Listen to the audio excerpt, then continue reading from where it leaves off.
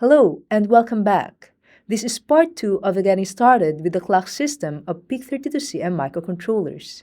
If you haven't watched part 1 yet, I highly recommend checking it out first. You may find the link on the description below. In part 1, we explored the fundamentals of the clock system, what it is, its key components, why is it important, and how it operates. Now, we'll move on to the hands-on demo. We'll configure the clock system using MPLAB Harmony in VS Code and write some code with the help of the MPLAB AI Coding Assistant. To follow along, make sure that you have installed the necessary software tools shown on the screen. For hardware, we'll utilize the PIC32CM PL10 Curiosity Nano board that includes the device shown here. A USB Type-C cable will be used to connect the board to the PC for programming and power. It is important to note that the configuration steps and techniques are applicable to any PIC32CM device, whether you're working with an M0 Plus or M23 core. There will be slight nuances on the clock system, but the configuration process is consistent across all PIC32CM devices. The demo is composed of two parts. First is configuring the M clock and C-stick timer to blink an LED and toggle a debug I/O pin. The application will then be extended by configuring the G-clock and circum USART to display characters on the data visualizer terminal. Let's dive right in. With the VS Code window open, verify first that the MPLAB Tools extension is installed. You should be able to see the MPLAB icon on the left. Or you can also check by clicking Extensions and searching for MPLAB. We are interested in the MPLAB extension pack, and you can see here that it includes a total of 13 tools, at least as of the time this video was recorded. If you haven't done so, make sure to install the pack before proceeding. Now we're ready to create a new MPLAB project. We can do that by hitting Ctrl-Shift-P and typing MPLAB Create New Project in the command palette. We'll give it the name Clock System Demo with underscores separating each word and hit Enter. We'll select the default location for this demo. For the device, let's input the same device that comes with the C Nano. Select the latest XE32 compiler, which in this case is version 5. Hit Enter. Our project will be added to the workspace. You can see here that a main.c file was created. Wait for a few seconds to make sure that all the necessary files are added to your project. Let's try to build and compile. Again, hit Ctrl-Shift-P, type MPLAB cmake clean build. Then hit Enter. On the terminal, we can see that the build is successful. That means we don't have any issues with the initial files. Next, we'll launch MCC. On the command palette, let's input MPLAB MCC launch and hit Enter. Create new MCC config. Let's select the project to associate the configuration with and proceed with the default values. After MCC loads, you will see the MCC Harmony window. For this demo, we will start with a very basic LED blinky application. Here, we just need to configure three components: the clock, the system, and the pins. For the clock, let's go to Plugins and select Clock Configurator. In a separate window, the PL10 clock system will show up. Let's maximize this one. Notice that we have the clock sources on the left, the G-clock options right at the center, and the peripheral clock selection right here. The main clock at the upper right is connected to G-clock 0 by default. We also have a few peripherals that derive their clocks directly from the clock sources. And last but not the least are the G-clock IOs at the lower right. Let's take a look again at what we are trying to achieve in this demo. So, we want a 24 MHz synchronous clock. If we recall in part 1, the PIC32CM clock system is configured using 3 steps. You choose and configure the clock source, route it for G clocks to the main system and peripherals, then set the main clock for the CPU and enable the peripherals APB and AHB clocks. For the clock source, we have the OSC-HF oscillator here that can output 1 MHz to 24 MHz. Let's pick 24 MHz. Let's route that to G clock 0 with a divider of 1, which then outputs it to the main clock. To achieve 24 MHz, the divider is set to 1. Now we're all set for our main clock. We'll then set up our LED and the debug I/O pin. Looking at the PL10C nanoboard schematics, LED 0 is connected to PB02 and the debug I/O pin is connected to PB03. To configure these pins, let's go to Plugins and select Pin Configuration. PB02, Function GPIO, Direction Out. Let's give it a custom name of LED 0. Next, PB03, Function GPIO, Direction Out, and custom name debug_IO. Now we've set up our pins. We can close this and go to the project graph. We will use the system tick or SysTick as our timer to toggle the I/O pins. To do that, let's go to System, Cortex M0 Plus Configuration, SysTick, enable SysTick. Let's see if our main clock is working. Let's generate the code by going to Project Resource and click Generate. Alright, let's look at the generated files. Expand mymccconfig and go to Source. You will see here that a new main.c is created. Looking into the config, the necessary header and software files are also now available in our project, including the clock initialization functions, the ports, and the SysTick. Let us look closely at the plibclock.c file. The functions to initialize the clock sources and G-clock are being generated by Harmony for us. Under Clock Initialize, we can see that the 32 kHz oscillators are initialized by default.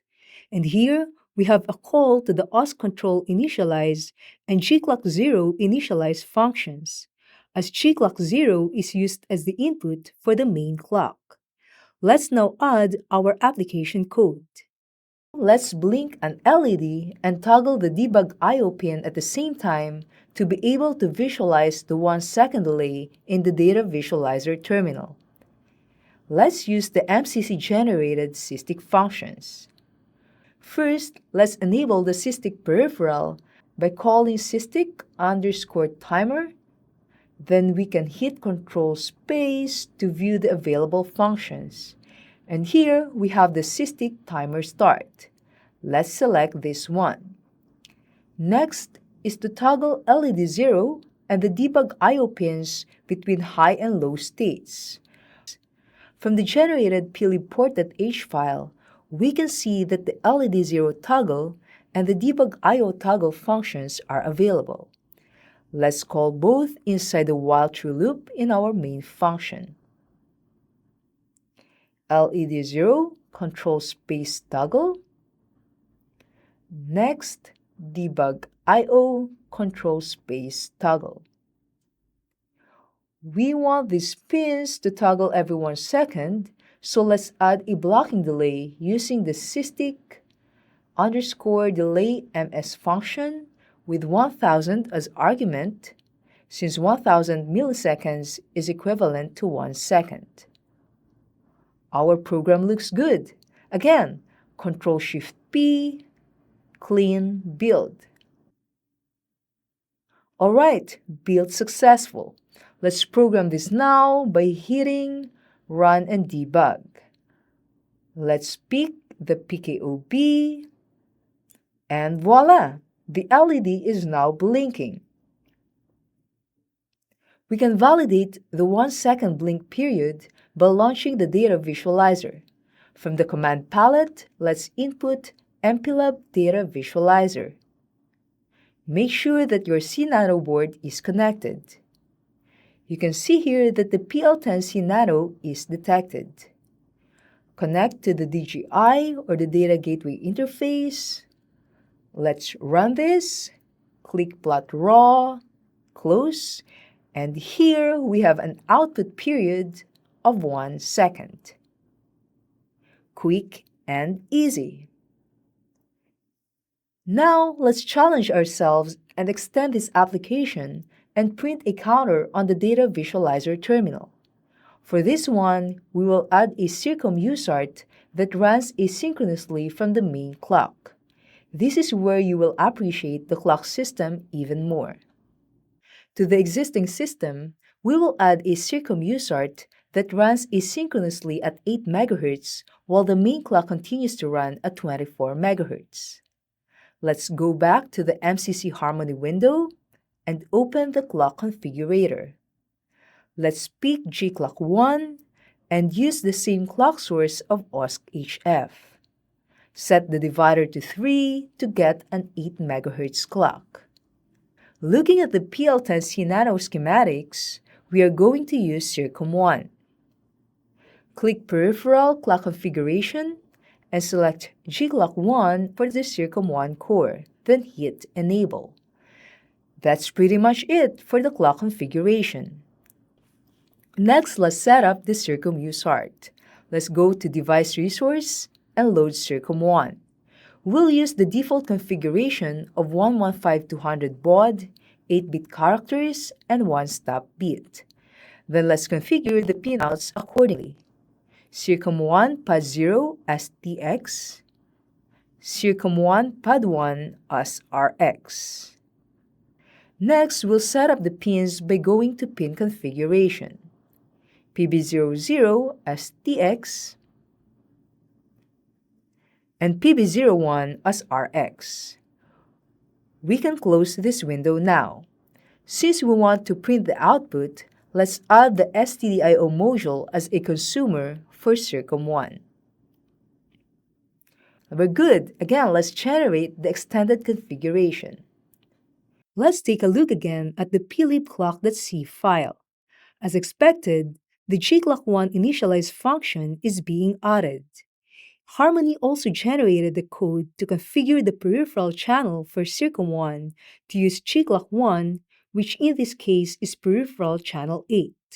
The program then waits for the synchronization to complete before enabling the APB clock for Circum1. Let's now add our application code. We just print a simple counter that will increment every 1 second. Let's see how our friend, the MPLAB AI Coding Assistant, can help us. This tool is part of the MPLAB extension pack, and if this tab doesn't appear, you can simply run the command View Toggle MPLAB AI Coding Assistant. Using the agent mode, at the prompt, let's type modify main.c to print data that increments every 1 second starting from 0. Now it gives us a modified main function. Here it included the stdio header, the counter variable initialized to 0 as specified in the prompt, a printf statement that sends the UART characters to the terminal, and the counter variable being incremented every 1 second. Let's accept these changes. Again, do a clean build.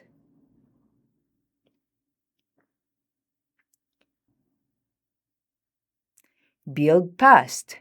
Before we run the program, let's set up our Data Visualizer's terminal first. Let's go to the PL10 CNANO COM port. Baud rate is set to 115200, 8 bits, no parity, 1 stop bit, looks good. Let's run this, send to terminal, and hit close. We can see here that the source is correct. Okay, let's now run our program. Hit Run and Debug. MPLAB Debugger, you can see that the counter data is now being displayed on the terminal. Let's add back the visualization for the debug I/O pin, plot raw, and close. Zoom it a bit so we can see the waveforms better. Perfect! So, we now have an extended application where the LED and an I/O pin toggle every 1 second using the SysTick timer that is clocked from our main clock and the circum that is clocked from G-Clock1. You're probably asking, does it necessarily have to be G-Clock1? No.